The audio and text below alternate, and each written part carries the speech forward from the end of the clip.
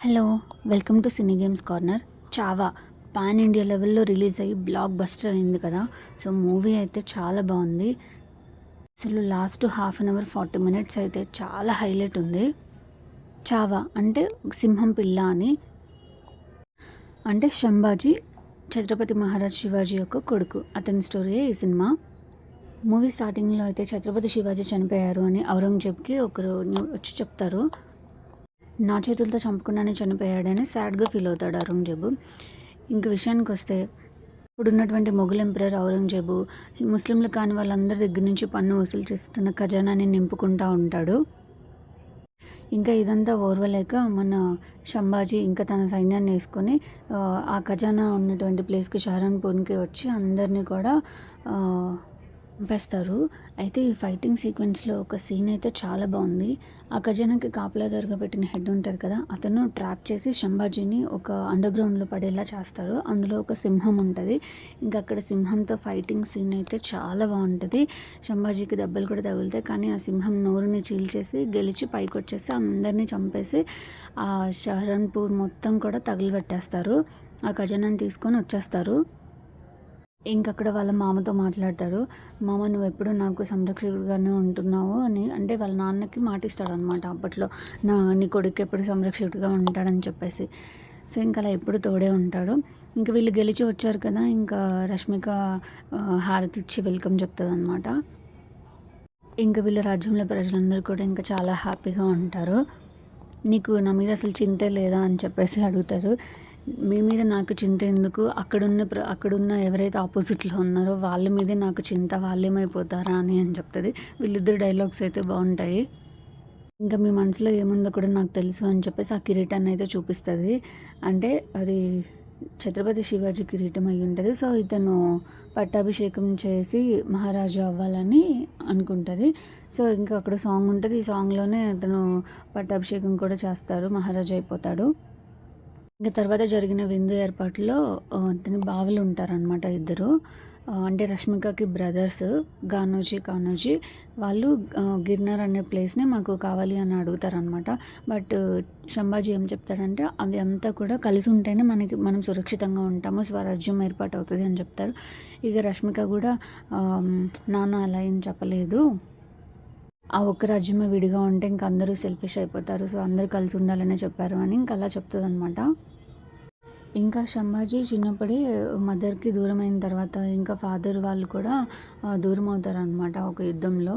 ఫాదర్‌కి కూడా దూరమైపోయి ఇంక తర్వాత ఒక ఆవిడ పెంచిద్ది. ఇంకా ఆవిడేంటంటే తన కొడుకునే రాజుగా చేయాలి అని ప్లాన్ చేస్తూ ఉంటది. ఇంకా ఔరంగజేబు కొడుకు అక్బర్ కబురు పెడతాడు శంభాజీకి. శంభాజీ వెళ్ళి కలుస్తాడు. మనిద్దరం చేతులు కలుపుదాము, మా నాన్న మీద పోరాడదాం ఔరంగజేబు మీద అని చెప్పేసి. కానీ దానికి శంభాజీ ఒప్పుకోడు. అయితే మీ రాజ్యంలో వాళ్ళే నాతో చేతులు కలుపు అని చెప్పి లేఖ రాశారు అని చెప్తది. అదే చెప్పాను కదా! ఇందాకల నుంచి ఒక ఆవిడ వీళ్ళ పిన్ని అనుకుంటా. అదే తన కొడుకుని రామరాజునే మహారాజుగా చూడాలనుకుంటుంది. ఆమె రాసి పంపిస్తది ఆ లెటరు. అక్బర్ నువ్వు నాతో చేతులు కలిపి ఇప్పుడు మన శత్రువు శంభాజీ అని చెప్పి. ఇంకా తన రాజ్యంలో వాళ్ళే తనకి వెన్నుపోటు పొడిచారు అని చెప్పేసి ఇంకా చాలా కోపంగా ఫీల్ అయిపోతాడు శంభాజీ. ఒక ఏనుగుని తీసుకొనొచ్చి ఇంకా అక్కడ వాళ్ళని ఎవరైతే లేఖ రాసారో ఇంకెవరు చేతులు కలిపారో వాళ్ళందరినీ తొక్కిచ్చేస్తాడు. ఇంకా ఇక్కడ ఈమె మాత్రం కలలు కంటానే ఉంటది. తన కొడుకుని ఎప్పుడు మహారాజులాగా రెడీ చేసుకొని చూస్తా మురిసిపోతా ఉంటది. కానీ శంభాజీకి ఎప్పుడైతే తెలిసిపోయిందో ఇంక దాని తర్వాత ఈమె మంచం పట్టేసిద్దనమాట. ఆ దిగులుతోటి ఏం చేస్తారా అని. ఇంకా శంభాజీ తన వైఫ్‌తో చెప్పుకొని ఇంక బాధపడతా ఉంటాడు. నాకు చిన్నప్పటి నుంచి అమ్మ లేదు. నాకు అమ్మ గుర్తొచ్చిన దగ్గర నుంచి నేను ఆమె ఫేసే చూడలేదు. ఈమెనే అలా ఫీల్ అయ్యాను. బట్ ఈమె వెన్నుపోటు పొడిచింది కదా! అంతా చెప్పుకొని బాధపడతాడు. ఇంకా ఔరంగజేబు ఇక్కడ కాలిపోయి శ్మశానంలో మారిన ఈ షహరన్‌పూర్‌ని చూడడానికి వస్తాడు. ఇంకా అక్కడ అదంతా చూసి కోపంతో రగిలిపోతూ ఉంటాడు. తన ఖజానా కూడా ఖాళీ అయిపోయి ఉంటది. ఇంకా చాలామంది చనిపోయి ఉంటారు. ఇంక నా శత్రువు శంభాజీని చంపే వరకు నేను మళ్ళీ కిరీటాన్ని ధరించను అని చెప్పేసి కిరీటం తీసేస్తాడనమాట. మళ్ళీ శంభాజీ చనిపోయిన తర్వాతే అది కిరీటం పెట్టుకుంటాను అని చెప్పి. ఇక తన కొడుకు కూడా తనకి శత్రువే. అక్బర్‌కి కూడా శంభాజీ ఆశ్రయం ఇచ్చాడు అని తెలిసేసరికి ఇంకా శంభాజీ మీద ఫుల్ కోపంగా ఉంటాడు. ఇంకా సంభాజీ వాళ్ళు ఏం డిసైడ్ అవుతారంటే మెల్లమెల్లగా ఔరంగజేబు సైన్యం మొత్తాన్ని కూడా చంపేయాలి అని చెప్పేసి ఇంకా బయలుదేరతారు. ఇంకా వాళ్ళ పిన్ని దగ్గరికి, మంచం పట్టిన వాళ్ళ పిన్ని దగ్గరికి వెళ్ళేసి మీ కోరిక నెరవేరుతుంది అని చెప్పి ఆమె కాళ్ళు బ్లెస్సింగ్స్ తీసుకొని వెళ్ళిపోతాడు.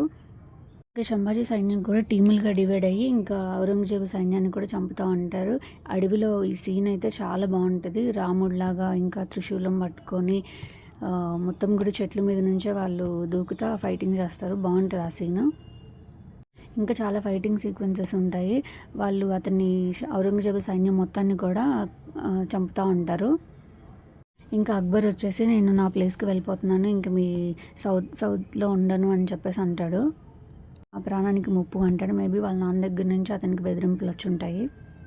ఇంకా ఒక పక్క సంభాజీ మాత్రం ఇంకా అందరినీ కూడా బాగా మోటివేట్ చేస్తూ ఉంటాడు. స్వరాజ్యం కోసం మనందరం కలిసే ఉండాలి, మనందరం కలిసి పోరాడదాము అని చెప్పి.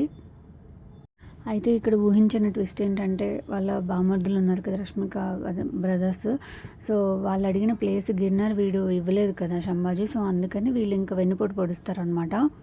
సంభాజీ ఏ కోటలో ఉన్నాడు, సంగమేశ్వర్ కోటలో ఉంటాడు. ఆ ప్లేస్ చెప్పేస్తారు. అక్కడ వాళ్ళు కేవలం 150 సైనికులతో మాత్రమే ఉంటారు. వీళ్ళు 5,000 మంది సైనికులను వేసుకొని వస్తారు ఔరంగజేబు సైన్యం. ఇంకా అక్కడ వీళ్ళు నైట్ అంతా ఫైట్ చేసి నెక్స్ట్ డే కూడా ఫైట్ చేస్తారు. బట్ ఇంకా దొరికిపోతారు అనమాట. ఇంకా సంభాజీని బాగా ఇంకా కట్టేసి కత్తితో గాయాలు చేసి ఇంకా చాలా చిత్రహింసలు పెడతా ఉంటారు. ఈ విషయం అంతా తెలుసుకుని ఇంకా రష్మిక చాలా బాధపడుతూ ఉంటుంది. బట్ ధైర్యంగానే ఉంటుంది. ఆ ఔరంగజేబ్కి చుక్కలు చూపిస్తాడు చూడు అన్నట్లు మాట్లాడుతుంది. కానీ ఇక్కడ రివర్స్లో జరిగిద్ది అనమాట. ఇంకా సంభాజీ ఫ్రెండ్ని కూడా దొరికిపోతాడు, అతన్ని కూడా చంపేస్తారు. నాకు ఇక్కడ అర్థం కాని విషయం ఏంటంటే వాళ్ళ మిగిలిన సైన్యం ఉంటారు కదా సంభాజీ, వాళ్ళందరూ వచ్చి ఇక్కడ వీళ్ళు అటాక్ చేసి విడిపించుకోవచ్చు కదా, అది మాత్రం జరగలేదు. ఎందుకో నాకు అర్థం కాలేదు. ఇంకా వాళ్ళ ఫ్రెండ్ని కూడా చంపేసిన తర్వాత సంభాజీని అయితే చిత్రహింసలు పెడతా ఉంటారు. ఆ కత్తి ఘాట్ల మీద ఉప్పు వేస్తారు, కళ్ళు ఉప్పు. అసలు ఎంత మండుతూ ఉంటుంది. ఇంకా అతని గోర్లు పీకేస్తారు. అతని కళ్ళల్లో వేడి వేడి ఐరన్ రాడ్స్ ఉంటాయి కదా, అవి వాటితోటి కళ్ళు పొడి చేస్తారు. ఎందుకంటే అతను సింహంలా చూస్తున్నాడు అని చెప్పేసి అతని కళ్ళు పొడి చేస్తారు. ఇంకా తర్వాత సింహంలా గర్జిస్తున్నాడు అని చెప్పేసి అతని నాలుగు కూడా తీసేయమంటారు. అతని నాలుగు కూడా పీకేస్తారు.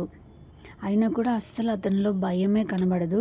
అసలు వాళ్ళందరూ చూసి షాక్ అవుతారనమాట, ఔరంగజేబ్ వాళ్ళ సైన్యం కానీ వాళ్ళందరూ కూడా. ఇంకా అక్కడ రష్మిక కూడా బాధపడుతూ ఉంటుంది. అక్కడ వీళ్ళిద్దరు మనసుతో మాట్లాడుకుంటారు. ఆ డైలాగ్స్ అయితే చాలా బాగుంటాయి. ఇంకా చివరికి వాళ్ళ పిన్ని కోరుకున్నట్టే వాళ్ళ కొడుకు అయినటువంటి రామరాజుని పట్టాభిషేకం చేసి మరాఠాకి రాజుగా ప్రకటిస్తారు.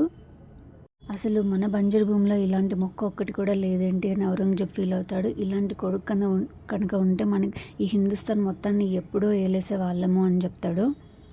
అంతే, మూవీ మేకింగ్ అయితే సూపర్ ఉంది. ఇక్కడ ఒక విషయం చెప్పడం మర్చిపోయాను. లాస్ట్లో ఔరంగజేబు సంభాజీని అంటాడు, నువ్వు మాతో కలిసిపో, నిన్ను వదిలేస్తాను, ముసల్మాన్గా మారిపో అని చెప్పి.